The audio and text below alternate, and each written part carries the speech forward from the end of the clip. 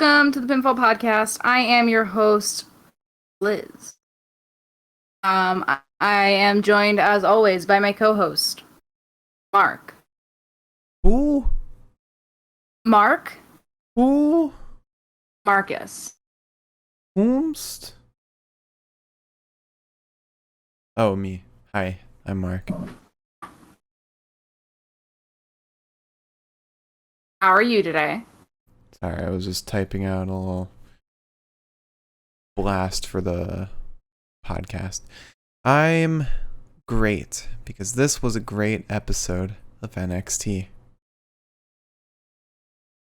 It was an episode of NXT. It was a pretty awesome episode, but I mean, what do we expect?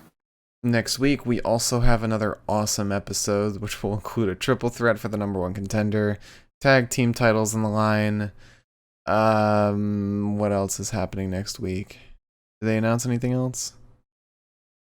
I don't think they did. I don't believe so.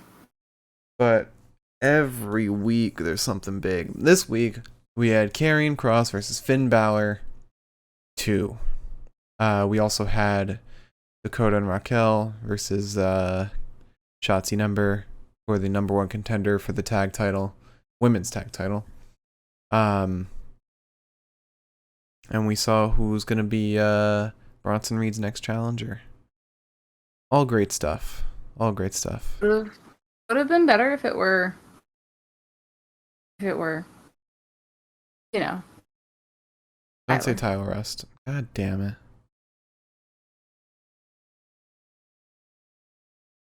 Sorry, I'm a little upset, to say the least. Yeah? You're upset? It's fine. It's fine. I'll be fine. Don't forget to stay tuned till the end of the podcast for our Q&A segment. Also be giving an update on the WWE Power Rankings. If you want to leave a question for the Q&A, type in the chat during our Best of the Night, or if you're watching on YouTube, leave it in the comments and we will look at it in the next episode. I also want to do some kind of incentive for subscribers on Twitch. Like question priority or something. You know? I will give you all one smooch on the cheek. I want to do like overall wrestling power rankings for subscribers. And also I'll give my extensive show ratings for subscribers. We should do live watches for subscribers. I already have enough going on when I take notes. For like pay-per-views. Again, when I'm taking notes. You can do the live watch. I'll sit in the living room and take notes on everything. Oh, that's lame. You don't want to give subscribers anything. I don't. I'll give them nothing. Wow. Alright, so NXT, let's get into the news, shall we? Yeah, you steer the shit, buddy.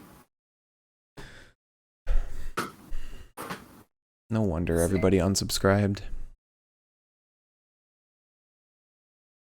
You could learn to be nice. I checked the subscribers today. Okay.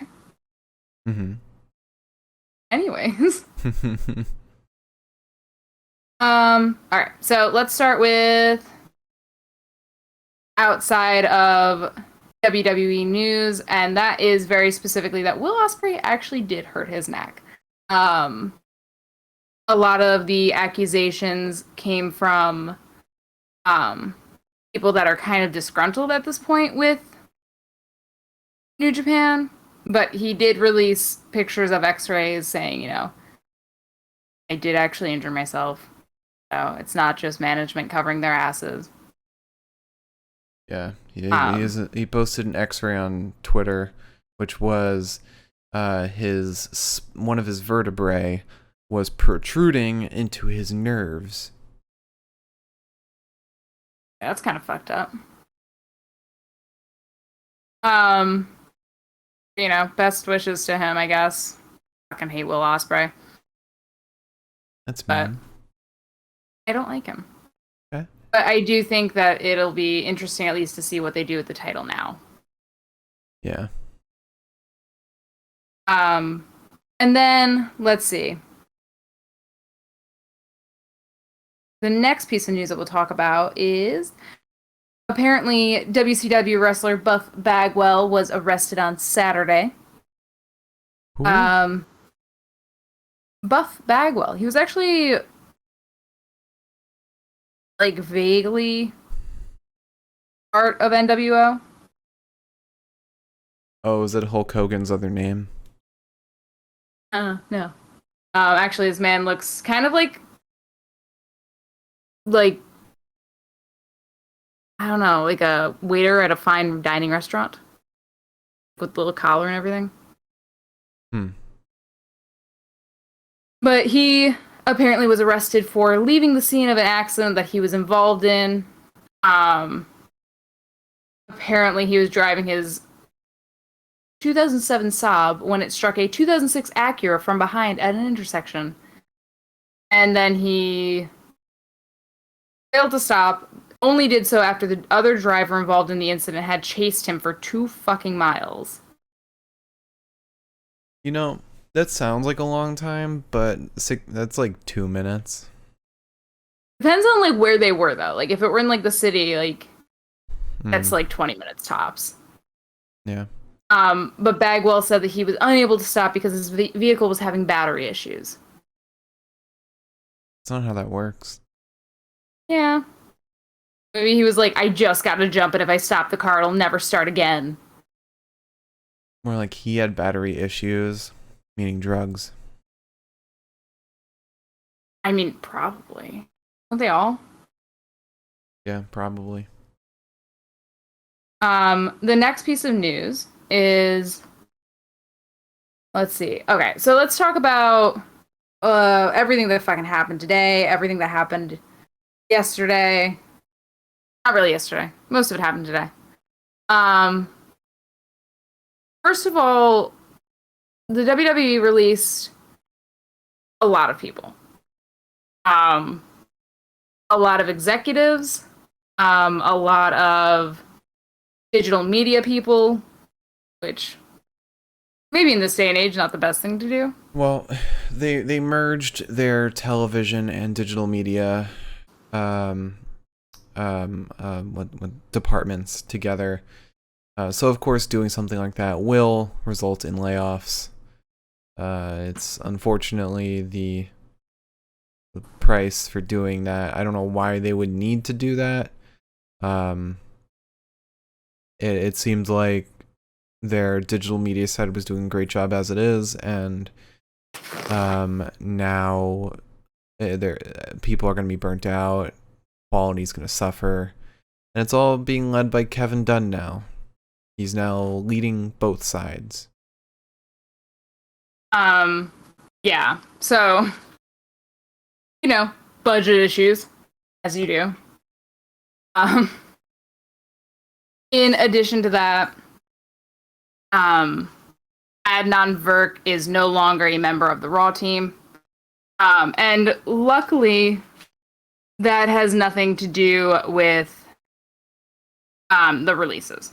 That is entirely because Adnan Virk said that with traveling and stuff like that, it was putting a lot of pressure on his family. And I'm sure that he was also taking into consideration the upcoming tour dates. Right. So, it's a shame. He was really coming into his own, I felt. I kind of got used to him being there. I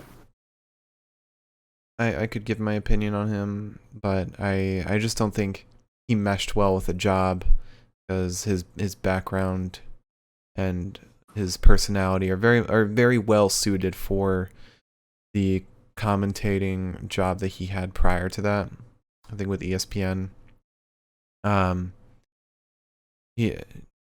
It's just,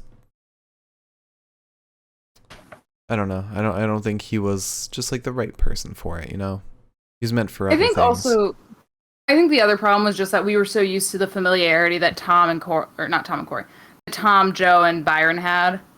and the familiarity that Corey had with Michael. And when you bring somebody else in who doesn't have that same, like, joshing around kind of ability, it sort of is obvious. Well, because now you have Pat McAfee and Michael Cole. They're But not new everybody's together. going to be Pat McAfee. True. I feel like thought Vic and Wade were fantastic together from the get-go. Yeah. Well, like I said, I think it was just a matter of, Adnan being used to a different style. Yeah. I personally thought that he was starting to fit in, so it's kind of sad to see him go, but I'm looking forward to see what they do now. Mm-hmm. Yeah. Like, lick their wounds and maybe ask Samojo to... Probably Tom Phillips coming back. That'd be nice. Yeah. Yeah. Would be. Okay, next piece of news is we might see Finn Balor move to the main roster. You knew a little more about this than I do, I think. Yeah. Because he just had an interview with Ryan Satin where he talked about, I don't know if he talked about the demon on that interview or a prior interview, but he said that the demon could come back. And everything's kind of hinting towards him moving up. He even said he wouldn't mind moving up to the main roster right now. And everything's lining up. I mean, you had Pat McAfee and Paul Heyman comment on the Prime Target. This match very much lined up towards Finn moving up, just to give him one great match to make him look fantastic before going up. Plus, he's accomplished literally everything in NXT. I mean, besides the North American title, but he doesn't need that. Yeah, I don't want him to go up, really. It's not something that I'd like to see, but If he goes up to SmackDown, he'll be treated extremely well. if he goes up, I would prefer he go up to SmackDown. If he goes to Raw, sorry, Finn. I feel like if he wasn't, then this match would not have happened in the first place. Because there is the fact that he has seniority, so yeah. I think he might have more of a say in where he goes. Yeah. I think he'd prefer NXT, or not. Wow. I think he'd prefer SmackDown, because Seth is there, Roman's there. That is the place to be right now. It gives him a lot of options. Yeah. I don't think Raw has many options for him. I don't think Raw has many options for anybody right now, but plus imagine Alistair versus Finn. Imagine Seth versus Finn. I would love to imagine that. Imagine Finn's walkout in the Thunderdome. Imagine the Demon coming back on the main roster against Roman. Dude, that would be the perfect place for the Demon to come back. Universal Championship match. And like a rematch. Finn breaks out the Demon. That'd be cool. Yeah. What are you doing? Just trying to move something. Because I don't want my laptop on top of my other laptop because I'm afraid they're going to overheat. Well, yeah, you don't normally want to stack laptops.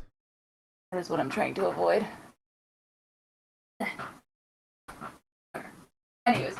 Final piece of news. I'm done with my construction work.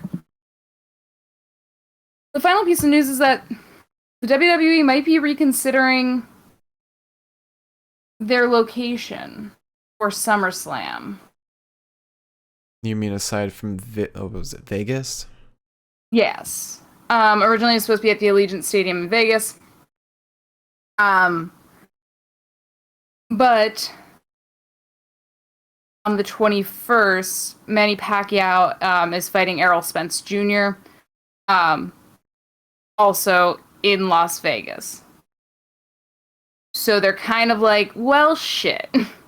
Wait, is that the same day or is it same? It's the day before. I feel like that'd be the perfect time to do that then, because it's like you already got a crowd in Vegas.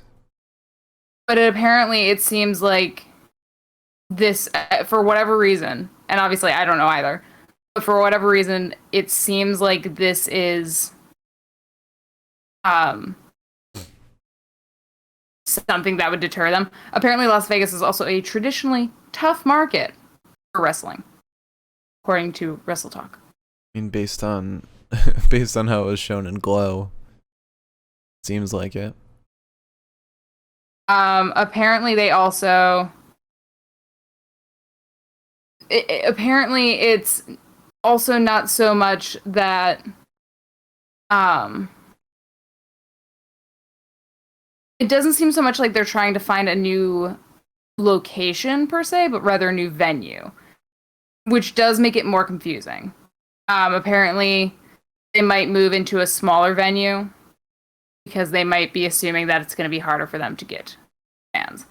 And Allegiant Stadium holds 60,000 fans, whereas the other places they're considering hold about 15,000. I feel like they're acting like the WWE and UFC fan bases collide a lot. I don't think they do. I mean, they it. probably know better than we do. I have to imagine.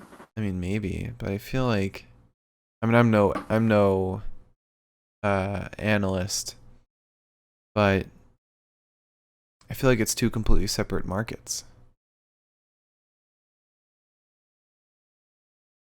I don't know. I don't know. I listen. Article said that apparently this is a good reason for them to reconsider. But I think the main thing is that they're more worried about how it's going to affect their ticket sales. Maybe the problem is more so that because there is an overlap in wrestling and like UFC fan bases, that they're like, well, nobody's going to want to spend money on for this massive fight on this weekend and then spend more money the next day, you know? Maybe it's like a financial thing. Yeah, maybe. I don't know. It's like if like one band that you really like was going to be playing on this day and the other band that you really like that was in the same exact genre was playing the next day, you wouldn't be going to both concerts probably. Yeah. I don't know. Anywho, that is my news. Great stuff. So shall we move on to matches and promos? We can. All right. So, like I said before already, big card ahead of us. We started off immediately with Shotzy Blackheart and Ember Moon versus Dakota Kai and Raquel Gonzalez for the #1 contender for the women's tag title. Liz. I'm gonna make sure this doesn't collapse on me, Jesus. Mm-hmm. Yes. Yes, we start with this match. And immediately the ladies are at each other's throats. Shotzy and Raquel start the match. Shotzy gets up on Raquel's back, but is slung over her shoulders like a sack of potatoes. Raquel sets up for a backbreaker, but can't get it. Shotzy wiggles free. She goes for a pump knee strike, but Raquel catches her. Ember gets in off of this. Raquel's countering literally every move. Up until the point where Ember gets a tight Hurricane Rana to Raquel. And then quickly rolls her up. This nearly counts Raquel out. Raquel gets Dakota in when she breaks free. Dakota gets a double stomp on Ember. She gets Raquel, and Raquel just kind of punches Ember. Dakota gets back in. Basically does the same thing. Shotzi gets him. We get a reverse sling blade to Dakota, and then a cannonball high up on Dakota's shoulders. Ember gets in. She trips Dakota. Shotzi sentons onto her, and then Ember hits her with the standing moonsault. This gets Shotzi back in. Shotzi charges at Dakota, who puts up her boots. Shotzi's like, no, not today. Catches them. Pulls Dakota headfirst into the ring. Gets a Texas Cloverleaf on Dakota until Raquel helps by breaking it up.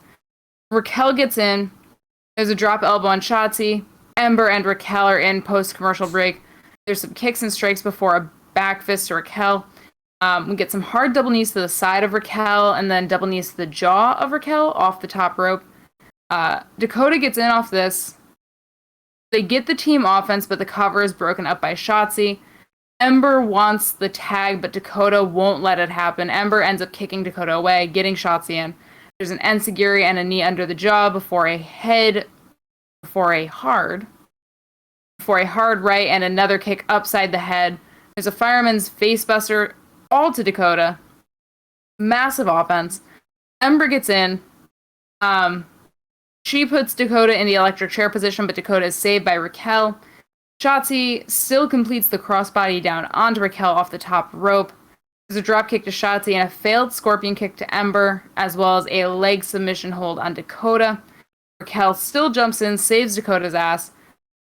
She goes for the one-arm powerbomb, but that ends up in Ember performing a modified eclipse. We get the team offense from Shotzy and Ember to Dakota to win. And then Raquel is fucking pissed. And understandably so, she's the women's champion. Which I constantly forget that she's the women's champion. I don't know how I do that. I don't know how you do that either. But to be fair, whenever we do the podcast, I have to stare at the graphic with all the champions, so I can't ever forget. So you've got the cheat sheet. So Raquel is pretty fucking pissed. She has Dakota shove Ember into the bottom of the ring post while she takes Shotzy and starts slamming her into the barricade, the chain link barricade, and then finally drops her on the short barricade next to the chain link one, and basically says, "Don't fuck with me." And I said, "I smell dissent." Yeah. Also, a little bit of breaking news from a couple hours ago. A number of WWE international staff have been let go, including Executive Vice President of International, and Nick Khan is now overseeing both U.S. and foreign headquarters. Oh my god, I thought you were going to say that Nick Khan was gone. I was like... No. Soon Nick Khan's just going to take over Vince. Like, he's going to just boot him out. Yeah, The thing I heard was that the next wave of people to go will probably be NXT UK talent, which I think we talked about last night. I just don't know how they're going to do that. Considering, there's like 5 NXT UK talent people. I don't think they're going to let go of talent. I think they're going to let go of staff. I don't know why they're suddenly like purging everything. I think they're just getting ready for touring, where they want to make sure that they can afford every single thing that they want. Well, I mean, they can. They can afford it. I'm not trying to justify it. It's bullshit.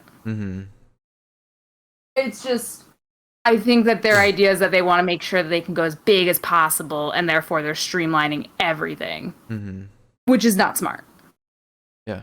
But and us with our fucking business degrees over here can tell you that. The Khans will soon take over all of professional wrestling. And I honestly, sometimes I think of Nick Khan and I'm like, oh yeah, that's the guy with AEW. Like they both got these short, they're both typical men, and they're both named Khan. Well, they're both named Khan, but also it'd be different if one of them had a longer name, Alexander or something like that. But Nick and Tony, Genghis. Nick and Tony sound like two Italian brothers. Just there's Nicky and Tony over there. I don't know. But soon Nick Khan will be the head of the table. I want the Khans to fight to see who's the best Khan. Alright, so after that match, we had a short little promo with Tommaso Ciampa and Timothy Thatcher. They're mad about grizzled young veterans, saying that they're now in the way of getting to the title. the tag title. They said there will be a round 3. We're not done with you yet. We need to run through grizzled young veterans now. And Thatcher screams, I will now enjoy breaking your limbs. Can I make a criticism? Yeah, that's what we do. It's not all that we do. I mean, this is a review show, basically. True. Recap and review. They've kind of like fucked Tim's character in like the most tragic fucking way, where he used to be like this like calculating, menacing, practitioner. I never saw him as a tacticianer. I saw him as just I saw him as just like someone who just likes to deal out pain, and like his tactic is overwhelming amounts of pain. But he always felt a lot more calculating, and now he just feels like Braun, and I hate that. No, I don't see Braun. I Braun felt like I wishes was he was listening to him. Braun today in this promo. Braun wishes he was Thatcher. I know. Braun's a knockoff Thatcher, but still. I see Pete Dunne. Oh no, Pete has way more brains than Tim seems to have right now. Pardon me. Yeah. But after that we get Pete Dunne, speak of the devil, versus Bobbert Fish.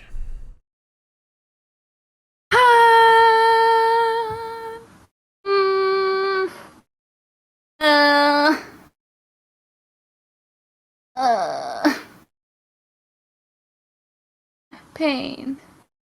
So much pain. So right off the bat, Fish and Dunn are right at each other's fucking throats. There's a knee to the midsection, and Bobby takes the feet from under Pete. There's a kick to the throat of Pete.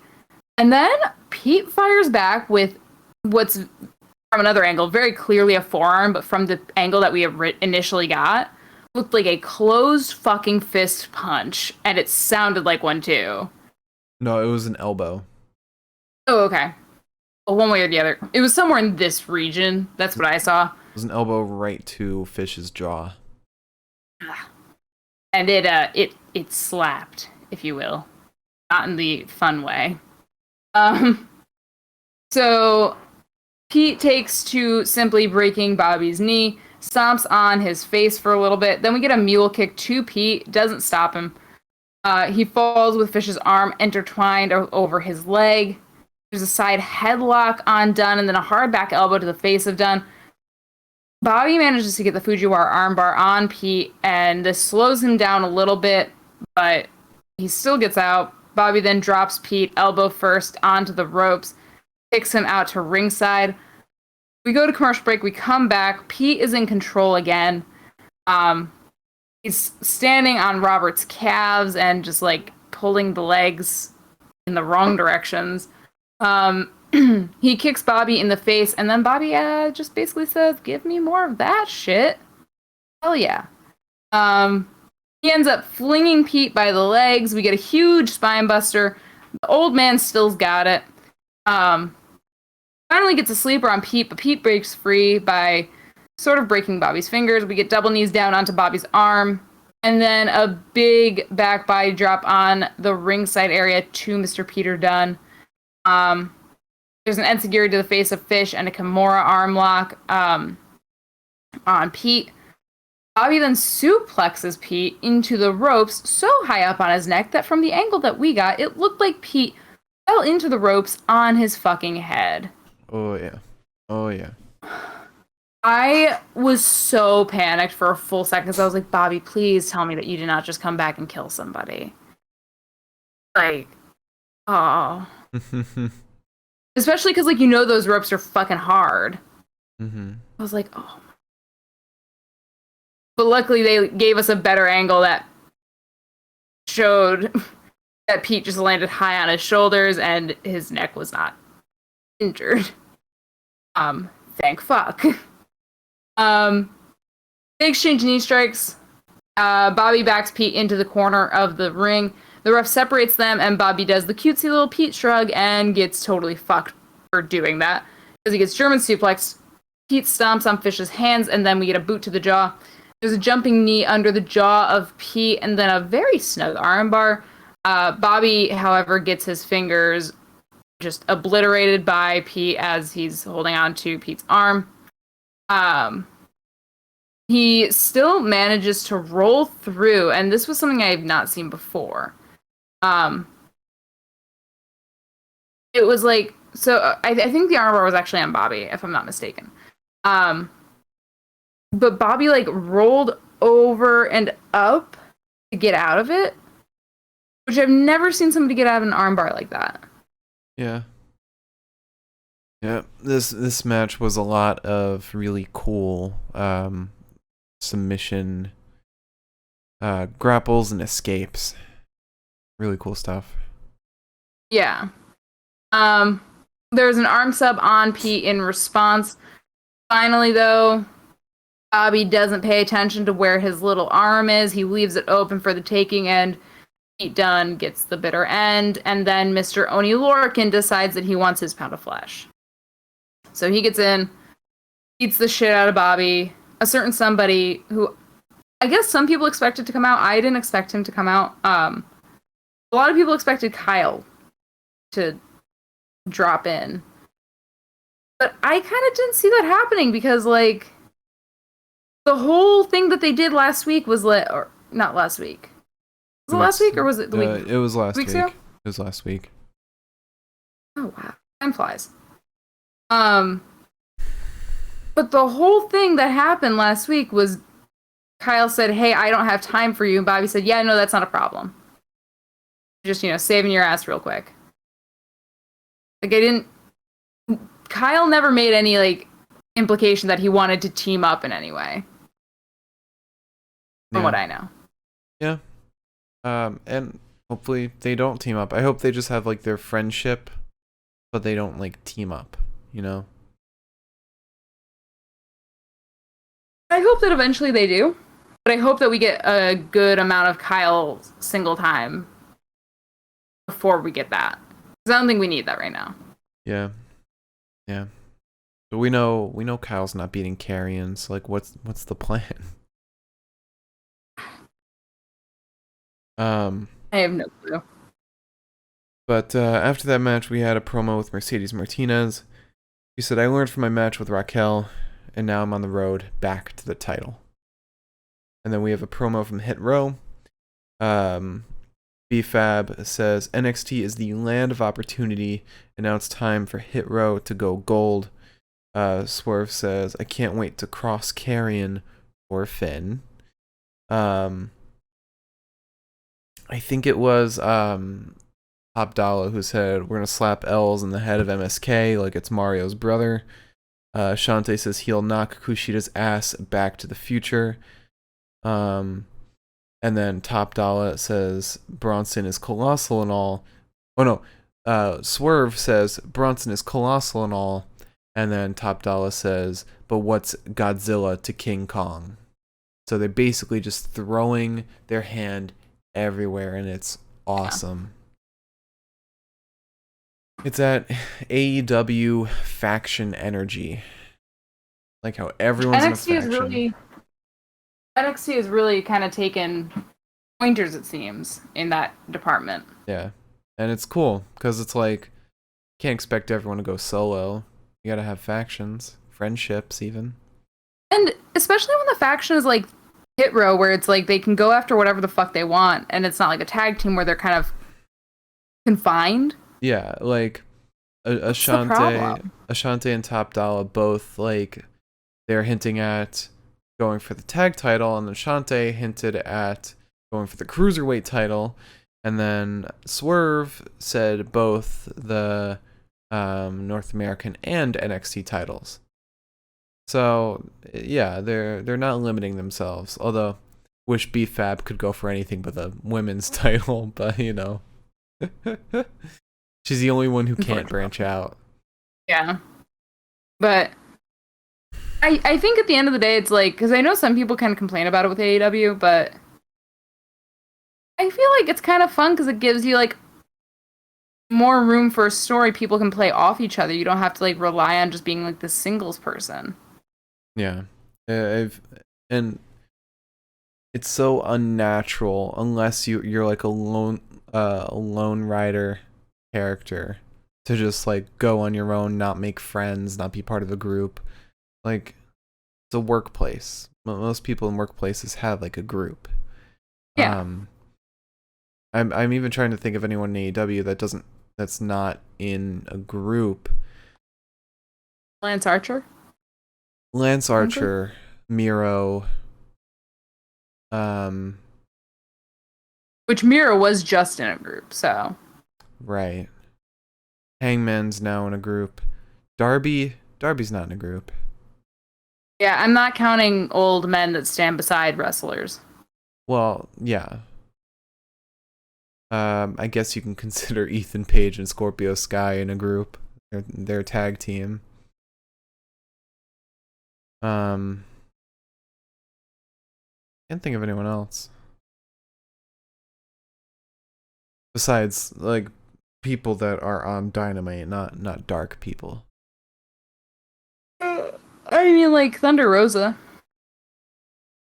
Yeah, Explicitly Jade Cargill. yeah. It's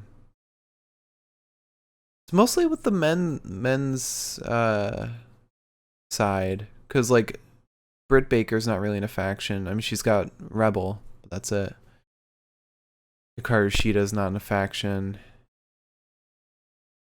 Yeah, it's pretty much like the men's division. Yeah. But anyway, back to NXT. We then, after that match, had Mercedes Martinez versus Zeta Ramir. Yes, we do. God, it's like I get 5 seconds to breathe and I feel like I'm immediately thrown back into another match. This is a short match though. They grapple for a while. Mercedes gets an arm drag on Zeta. Oh no, sorry. Already fucked it up. After a lot of grappling from Mercedes specifically, Zeta manages an arm drag and then a dropkick to Martinez. Ramiro then moonsaults over Martinez to land behind her. She sends some forearms to Mercedes, fails kicking at her upside the head, but she's successful with the back heel kick afterwards. Martinez still flattens Zeta, suplexes her 3 times, in spite of Zeta trying to block on the 3rd time. Zeta then goes up and over Mercedes' shoulders, tries to cover, gets spinebustered the moment Mercedes breaks out. Using her legs, Zeta then brings Mercedes down to the canvas, gets a headlock on her. Mercedes, however, backs Zeta into the corner to power out. Zeta goes up top, gets flung. Oh my. Gets flung off the top rope, and then is heavily knee-stricken by Mercedes. Finally, we get the air raid crash to win against Zeta, and what do you know? Mercedes wins. And we've got something fun to look forward to now, don't we? I don't know if you want to talk about this or if I... Yeah. So the lights go out, and they go red, which we all know is Xia Li. Especially, I didn't mention this, but during Mercedes' promo, Boa appeared in the background. And the lights come back. Mercedes' theme comes back, and she looks at her hand, and there's that ink mark. I think it was a different one from what Xia had. It looked like a tally almost. It was definitely. I think it was almost definitely. It was a symbol. Yeah. It would be really cool if that's how Xia is going to challenge people from now on. Which would be fucking awesome. Mm-hmm. But yeah, that's pretty much it. She walks out and calls it a day. Then after we had the $1 million face-off between Cameron Grimes and Ted DiBiase. So Cameron and Ted are in the ring, and Cameron goes, "Everyone wants to know, Ted, Why, man? I didn't always have this lavish lifestyle. I started to flaunt, and you showed up embarrassing me, humiliating me. I look up to you. Because of you, I saw that with money, I can treat people poorly. Well, I guess it's true. Never meet your idols. And then Ted says, I like you, Cameron. I put you through all that hell because when I look at you, I see myself. Why am I out here? I'm looking for that one individual that embodies everything the $1 Million Man stands for. It's not about humiliating people with money. It's about performance. And you got it. I see it. Since you've become rich, though, lost your focus. And then LA Knight walks out. Let me talk to you. I happen to see a $1 million opportunity. I get the job done. I'm a perpetual motion machine. I didn't strike it lucky, but I'm walking, talking gold. Cameron then says, This is a conversation between millionaires, not you nickel and dime. LA Knight says, Nobody asks you to win sells. I'm not a millionaire yet, but we can fit that last piece of the puzzle, Ted DiBiase. The answer is always the same. Whose game is it? LA Knight. Ted then says, You've had a shot at becoming a superstar here at NXT. Cameron then says, We get it. The guy has a $1 million body, but he's no Cameron Grimes. You get out of this ring or I'm going to kick your ass to the moon. LA Knight then attacks Cameron Grimes and ups and leaves. Ted DiBiase then looks at a down Cameron Grimes and says, Kid, you're just never going to get it. And then he exits with LA Knight. Then after that, we get a little shot of Frankie Monet in makeup.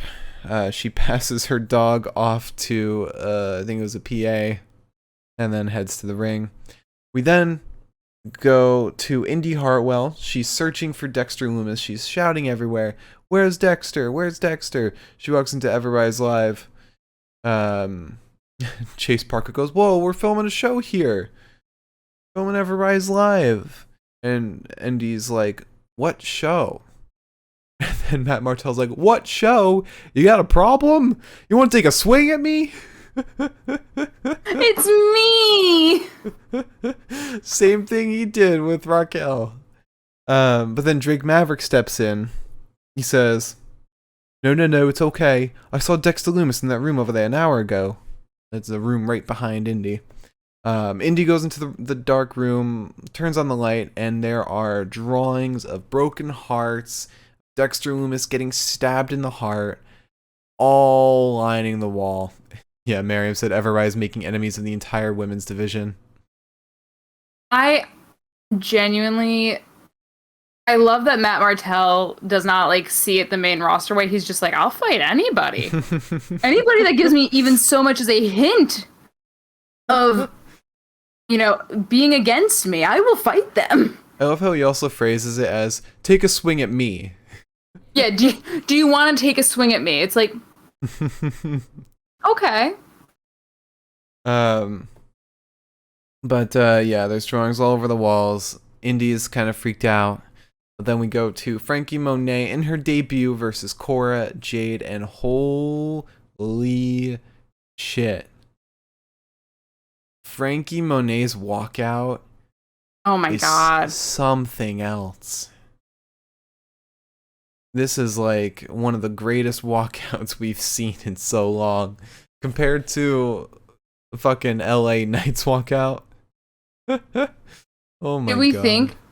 Do we think that she will wear that every single time? Or do you think she's going to switch it up? She might not wear that same exact thing every time. but she's definitely gonna wear something like that every time. Because they're trying to one up Charlotte Flair right now. I loved it. It was so exciting. Shall I begin the match? Yep. Alright, so we get a boot to the arm of Frankie and then some chops to the chest of Cora. There's double knees to the back of the neck of Jade, and then to the side, and then to the front. And then for like a couple seconds, like Frankie just sits there with Cora's head between her legs, and I was like, alright. Sure. Then there's a boot to the midsection and a knee under the jaw before a sliding knee strike to the chest of Cora Jade. Cora stops Frankie's showboating with a bajillion and one forearms. And I like that Cora kind of got over a little bit here. It wasn't just Frankie's match. Cora got several good hits in. Mm-hmm. We then get a side version leg sweep to Monet and a big old spear to Jade before a one-arm powerbomb and a final facebuster for Frankie Monet to win. Yeah. Although you called it the wrong move. Because that very specifically was the Glam Slam, which throws shade at Beth Phoenix. And Beth Phoenix even said, "You all know what move that is." Very begrudgingly. So maybe we'll see Beth Phoenix come back just to fight Frankie Monet. Imagine.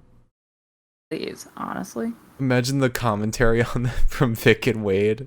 They would have the time of their fucking lives, wouldn't they? Mm-hmm. Especially Wade.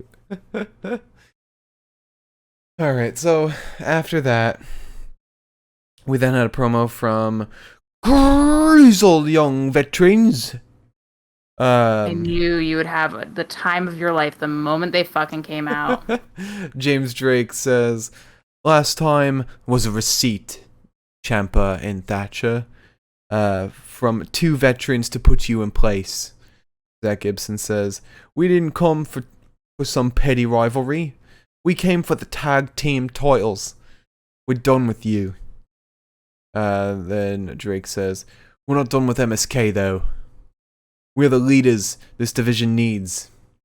And then Zach Gibson says, "We are grizzled young veterans, soon to be recognized as NXT Tag Team Champions." This is a great episode for me. I got to say To the Moon. I got to do LA Knight. I got to do GYV. This is fantastic. 10 out of 10.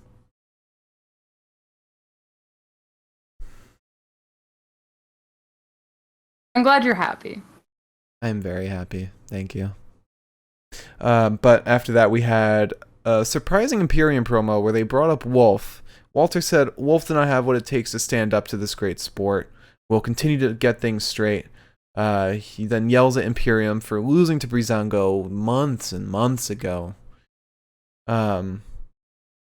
He said, "To us, the mat is sacred." And then we go over to the ring to find Bronson Reed. Bronson looking all dapper in a suit. It took me 14 years to get here. Wasn't an easy road. Falling and getting back up. Grind it out and you will become a champion. Now that I got this, good luck trying to take it from me. To anyone in the locker room thinking they have a shot, you have a colossal mountain to climb. Then, Legado del Fantasma walk out. Santos says, "Bravo. You got a telenovela story going on. Brought tears in our eyes." I can't relate to anything you said, though. I was born a champion. I was born with this business, or I wasn't born belonging to this business. The business belongs to me. After your victory, though, something caught my eye, and it wasn't your colossal mass. It was the North American title. I am the Emperor of Lucha Libre. I run the bingo. That's why I took the Cruiserweight title. When I see the North American title, I see USA and Mexico. And then Wild says, what about Canada? Then Santos says, Canada doesn't count. North American title represents Mexico, which means the way that Santos was like afterwards, like, we talked about this. It was a very serious promo too, and then Wild was like, what about Canada? And the best part too is that, like, in my head I've always had this idea that Wild's like the goblin of the group with just like one brain cell left in his head. And this confirmed it for me. But Santos continues saying, which means it belongs to me. Your little celebration is over, mate. I will take what's mine. MSK then come running out. They fight off Wild and Mendoza. Bronson lays out Santos. And then Santos is left disheveled. And Legado leave. We then get William Regal just before the main event. He says he's excited for the main event, but after this there will need to be a contender for the NXT title. So next week we will get Kyle O'Reilly, Pete Dunne, and Johnny Gargano in a triple threat where the winner will face Karrion Kross or Finn Balor, the winner of this match, at In Your House. And I love this because it's just NXT not taking their time, just, just like not trying to like delay, not trying to waste time at all. So now we have Karrion Kross versus Finn Balor for the NXT Championship. Yes, we do. And what a fucking match this was, and I was so mad at it because it gave me so much hope. Like, literally so much hope. And that's my fault. There's a kick to the leg of Karrion and a second one. We get a shoulder tackle that flattens Finn, but he comes back with a fist to the face of Karrion. There's some knees to the jaw of Finn. He's sent outside, but he comes back in, decks Karrion with like a little scurry in his step. He basement drop kicks Karrion's knee. Kross then drops Finn straight on his tailbone, nearly clotheslines the poor Irishman over the ropes before suplexing him to the center of the ring. There's a stomp to the midsection of Finn, then elbows to the face of Finn. Finn ends up going up and over Karrion's body, pulling him into an abdominal stretch, stomping on him. There's body shot after body shot to Karrion, but Karrion turns it around, spears Finn in the back over and over before kicking him in the lower spine. And the kick was so hard that it left a boot imprint on his back. And I was like, ah. And the way Wade was talking about it, I was like, Becky. So Finn gets tossed and then German suplexed, basically inside out. Balor then gets the crossface on Kross. Never not funny. Never not funny when somebody does that to me. He then releases Kross, starts kicking him some more.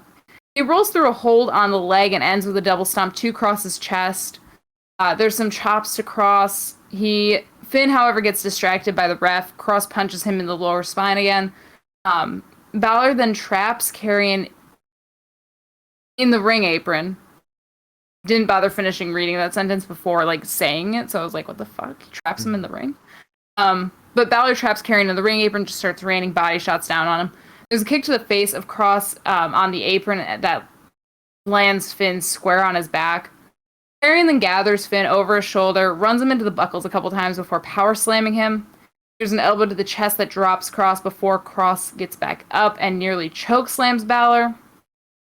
Finn then double stomps Karrion, slips off of the double stomp into Karrion's clutches. The straitjacket is put on Finn, but he manages to reach the ropes. Finn gets slammed into the plexiglass multiple times before being tossed into the ring again. Kross then lifts Balor. Balor brings Kross down into a DDT, which was fucking incredible. There's a sling blade to Karrion and then a clothesline from the ring before Finn cannonballs out onto Kross. Kross, however, won't die. He refuses to. He just ends up standing up, dropping Finn into the announce desk. We get back in the ring. Balor still takes out Karrion's legs and double stomps him. There's a drop kick to Karrion and then a coup de grace that doesn't connect, and Finn lands flat on his feet. Kross then German suplexes Balor and yells in his ear for a little bit. We get a Saito suplex to Finn. Balor then counters, rolls through on Karrion to get the abdominal stretch back in. And at this point, Balor's just fucking unhinged, punching the shit out of Karrion. He gets a sleeper on Kross, but Kross powers out. Finn nearly gets him to fucking pass out. Nearly. Ref's about to call it, and Karrion grabs the ref's hand, powerbombs Finn, clotheslines him, sends an elbow to the back of Finn's neck twice, and then stomps on Finn's head for a while before locking in the sleeper and winning and retaining. Ooh. Fantastic match. I liked it better than the Stand and Deliver one. Not to say that one was bad. It's definitely great, but I thought this one was just even better. Because the storyline going into it was a lot better in my opinion. Alright, so that is our episode, our NXT recap. We now have our best of the night to figure out what was the best thing that happened tonight. If you have a question for our Q&A, please leave it in the chat now so that we can get to it by the time we get to the Q&A. So, let's start off with promo of the night. Let's see. We started off with the Ciampa Thatcher promo. That one was fine. It was a little different from Thatcher. A little different. A little more savage. After that, we had Mercedes Martinez's promo, which is very interesting. Just seeing Boa in the background. Then we had Hit Row's promo. Fantastic little package from them. Just to, show that they're reaching their hands everywhere. Loved it. Great stuff. Then we had the Millionaire Face Off. Hilarious. Really, just so good. I loved it. Everything about it. Let's see. After that, we had Indy searching for Dexter Lumis. Again, hilarious. Really, really good production with like the whole pictures on the walls. Props to Dexter for drawing that much. I'm sure some of it was photocopied, but still, like, it was so good. Then we had GYV's promo, which was fine. Imperium's promo was fine. Bronson in the ring, and being confronted by Santos was great. Although, I am kind of tired of MSK sticking their business into everyone's stuff. Like it's like they keep coming out for singles titles. Like they did the same with Kushida when Santos wanted the cruiserweight title. Now they're doing it with Bronson when Santos wants the North American I think they're in love with Santos and Legado. I don't have quite a problem with it, but I can see it getting tired. Yeah. It's NXT's version of like the impromptu 6-man tag. Yeah. Except at least this is like not impromptu. Yeah. After that, we had William Regal's promo, which was fun. Nice. It was a nice surprise seeing a triple threat already announced for next week. So, with all that said, my pick for promo of the night, it's the $1 Million Face Off. It was so good. I loved everything about it. They in an instant they turned Cameron, like they got Cameron over as a face with one sentence. It was just, why do you keep doing this to me, man? I haven't done anything to you. That's what did it. From that point on, he was the face. I hated that because I was like,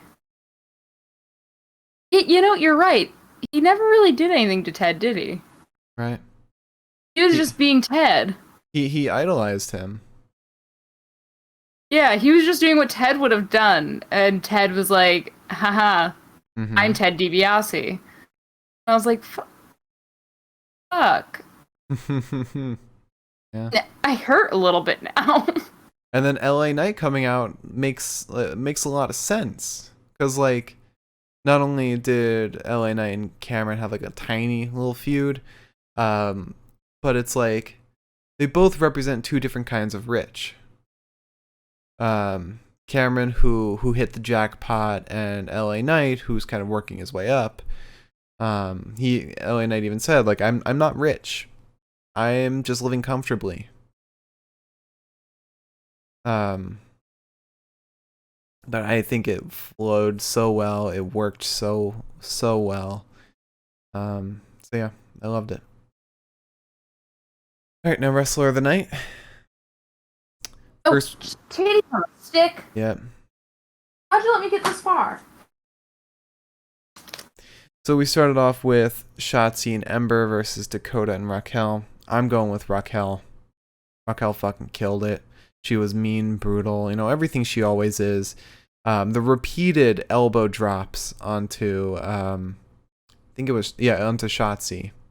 That was great. And then the aftermath just showed her character work, just being fucking brutal. And now I see it. Now I see how things are going to go between her and Dakota. They have solidified Raquel as the heel. So Dakota will come out of that tag team being the face. But even when Raquel was hanging onto the ropes waiting for the tag, she was still showing great character work, showing the desperation. You could see the gears turning whenever anything happened. It was great. She's a really great performer. Yeah. After that, we had Pete Dunne versus Bobby Fish. This one was hard. This one was hard for me to pick someone for because they were both very equal. But I think I want to go with Pete Dunne because he took more brutal bumps than Bobby. I'm going to disagree with you. You're going to disagree that Pete took more bumps than Bobby? I'm not going to disagree with that. I'm going to disagree with the fact that you're choosing Pete. Okay. Well. Only because... I'm only saying this because Pete... I felt like Bobby came back from being out for months and looked amazing. Mm-hmm. And we don't always get that. Even on NXT, we don't always get that. There was absolutely no ring rust on that man. Isn't ring rust normally like after years? Ring rust is just like when you haven't been in the ring for a couple months. Yeah, I thought it was just years, not months. No, it's months. All right. Well, I'm not gonna go with Pete Dunne anyway. I'm not gonna go. That's why I didn't really think it mattered. After that, we had Mercedes Martinez versus Zeta Ramir. I'm gonna go with Mercedes. Zeta didn't seem like she did a whole lot that was at least impressive. This match wasn't impressive from either wrestler, so it doesn't matter. And then we had Frankie Monet versus Cora Jade. Cora barely did anything, so I'm going with Frankie. Plus that spear, that was a gnarly spear. And lastly, we had Karrion Kross versus Finn Balor. Phineas Fergal Balor. I'm going... Phineas Glorious? Yes, I'm going with Fergal. Finn was so fucking good. He showed subtly the difference between last time and this time. He was much less cocky. Last time he was like laughing and smiling early on. He was very serious from the get-go. And realized that his big strength would be the coup de grace and the double stomp, which he really used a lot throughout the match. Karrion I also really enjoyed, and I like how he mixed up the finisher didn't make it just an elbow. He made it a sleeper hold, which is probably the strongest way you can win a match, knocking someone out or making them tap. But Finn, I think, was the better of the two. He showed that story progression very subtly, but it was still there. So, my pick for Wrestler of the Night. It's between two. I'm having a hard time deciding, but I think I want to go with Finn Balor.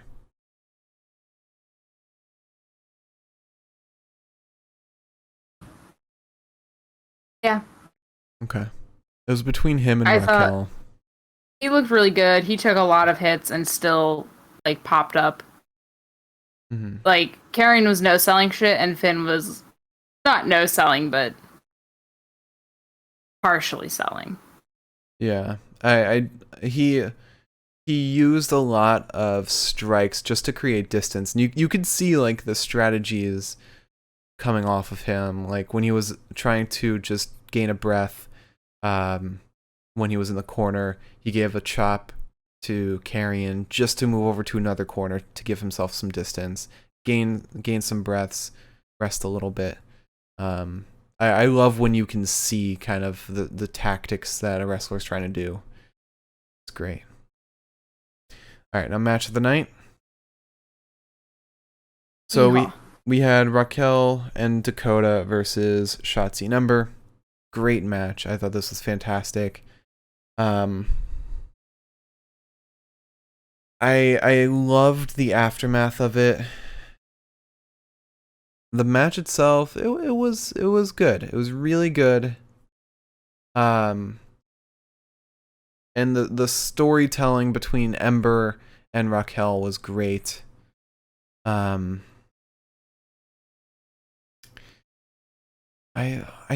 trying to just come up with like a negative of it, but I really can't find one. I wish there was a little more storytelling between Dakota and Raquel, but we're just not at that point yet. I thought it was fantastic. Great match. After that, we had Pete Dunne versus Bobby Fish. Really, this was a great wrestling match. That was it. There was no show business. There was nothing. It was just straight on wrestling, brutality at the end to give us a nice carrying off point. Great stuff. Then we had Mercedes versus Zeta Ramir. It was alright. Fine. I don't know. This is very much just a match to get Mercedes over. Kind of start her journey from the bottom. Yeah, it was fine. Then we had Frankie Monet versus Cora Jade. It was also fine. The biggest thing in this match was just the entrance and Frankie's whole walkout. Cora didn't really put up much of a fight. A little bit, but not much. Yeah, it was very one-sided. And then lastly, we had Finn Balor versus Karrion Kross. I already said I like this more than the last one. I loved the last one, so I love this one even more. This was a fantastic match. It had the progression from 1 to 2. Really fantastic stuff in this match. Very brutal stuff from Karrion.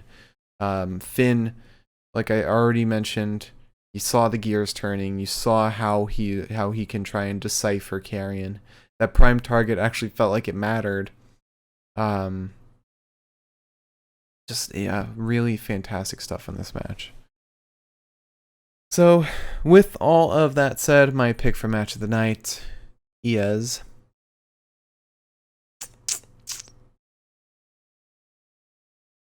Finn vs. Karrion.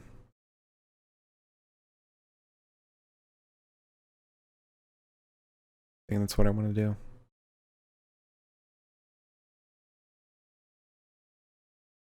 Are you gonna say anything? Sorry.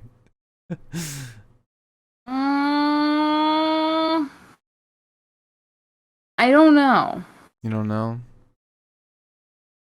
I'm torn between this and Bobby and Pete. Oh, I was hoping you would say the women's tag. If you'd said the women's tag, I would have gone with you, but I'm not conceding for Pete and Bobby.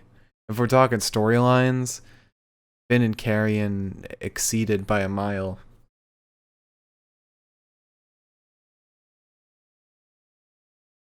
But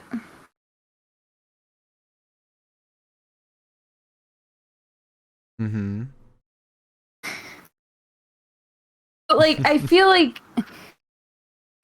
like Bobby and Pete gave us just as much storyline, if not more, because really this is a dead end for Finn and Karrion. We don't know what's going on now.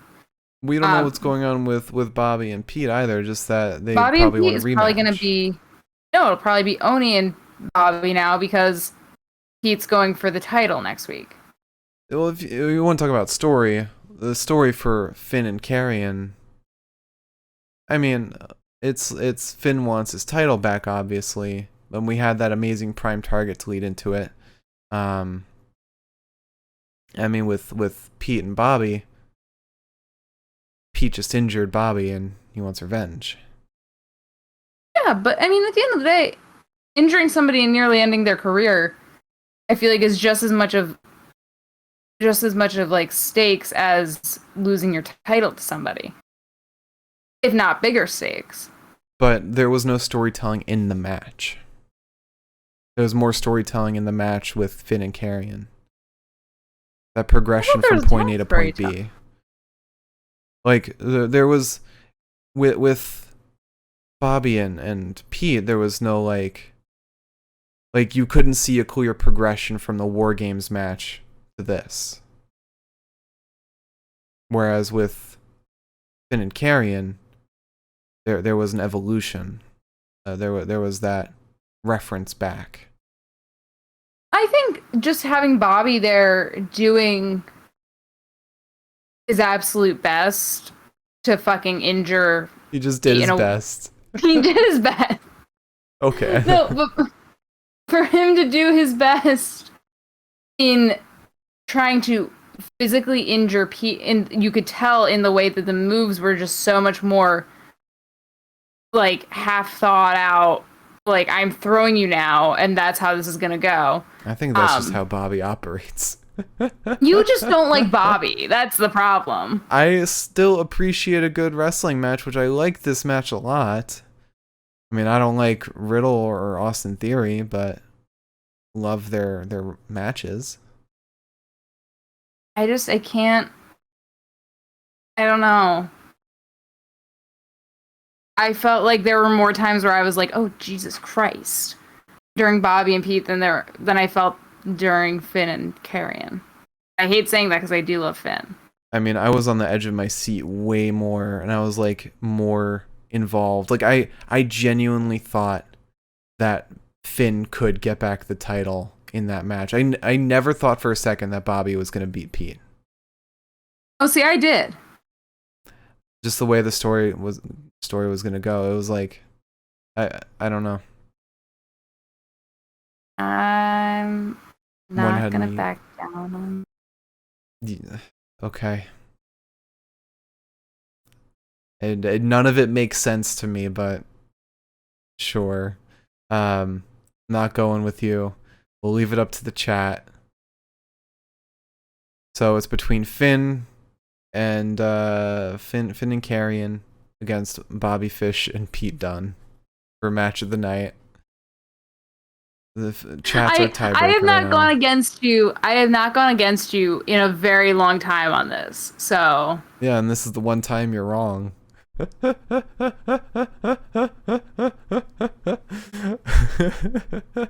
There were a whole bunch of times when you could have gone against me and you could have been right.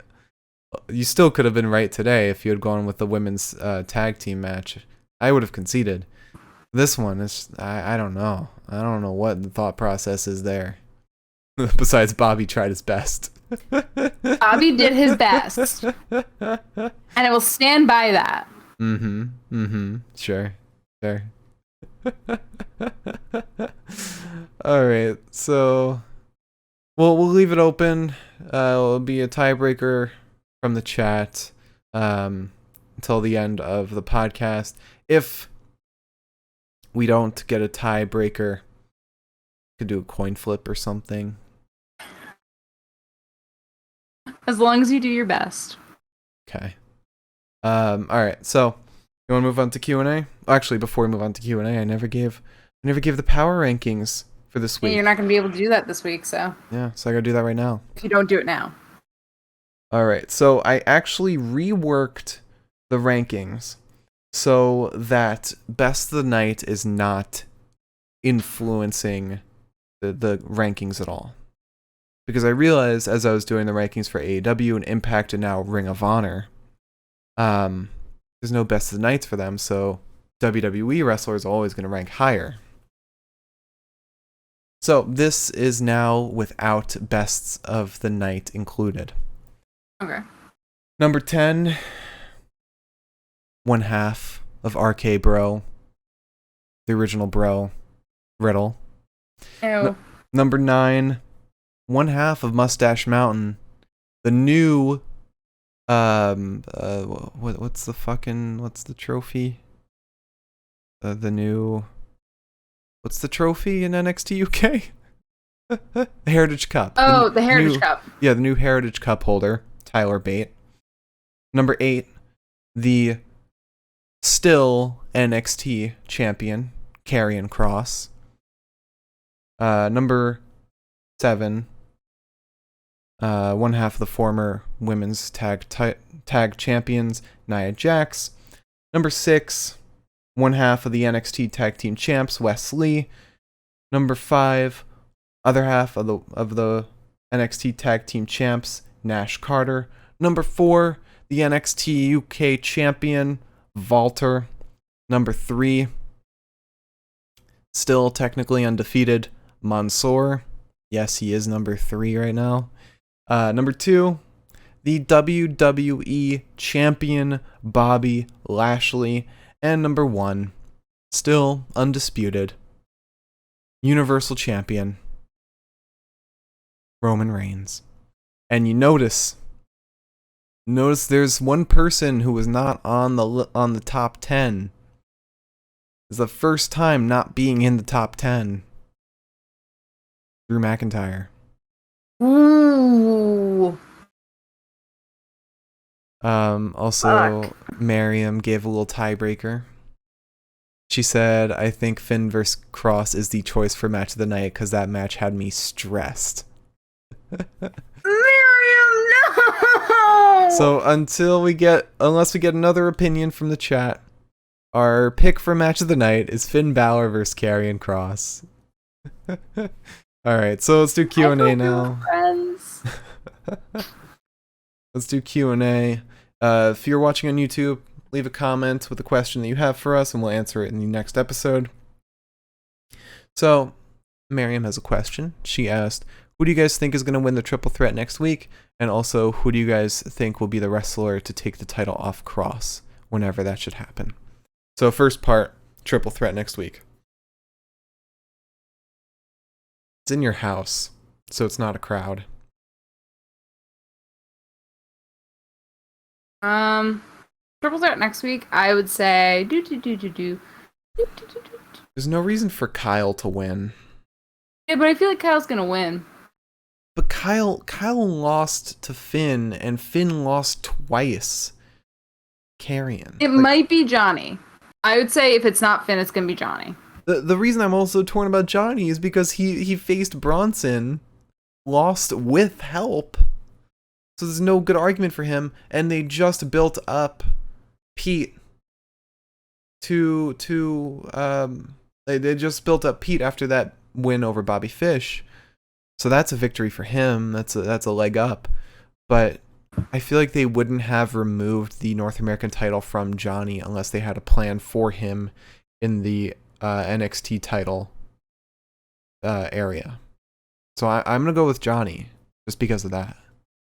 I don't think there's any argument for Kyle right now. I get a sneaking suspicion that Kyle will be the one. But with that said, I think it might be Johnny. I So, also think it might be. I don't know. you just said all three.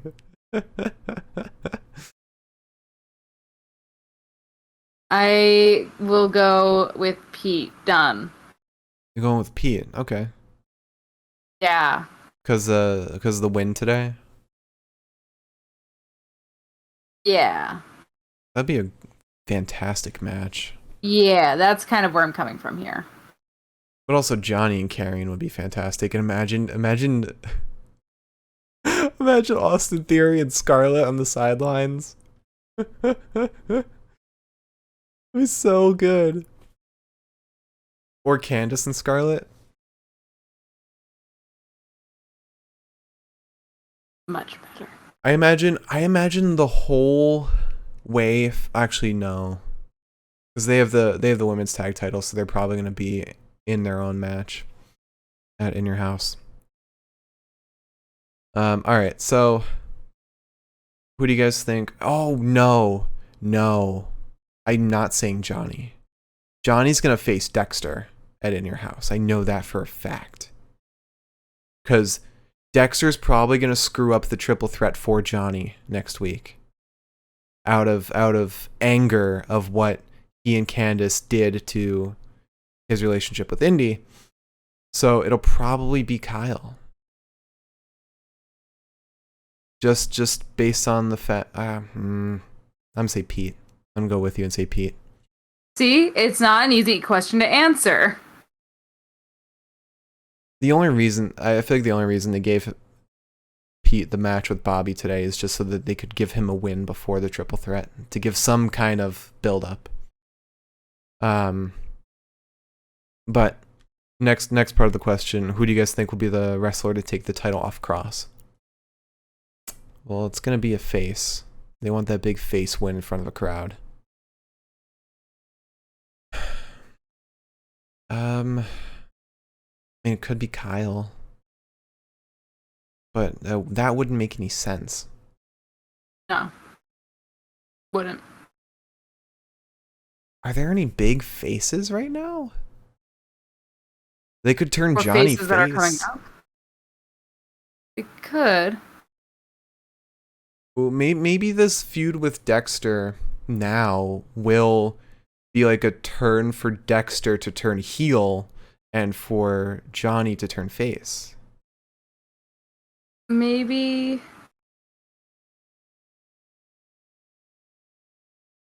You know, I'll go crazy. I'll go a little out of my mind. I'll say that it might be a heel. You're gonna say it's a heel, okay? Because NXT isn't really afraid of doing heel versus heel or face versus face. Either way, it'll be somebody who's really over with the crowd.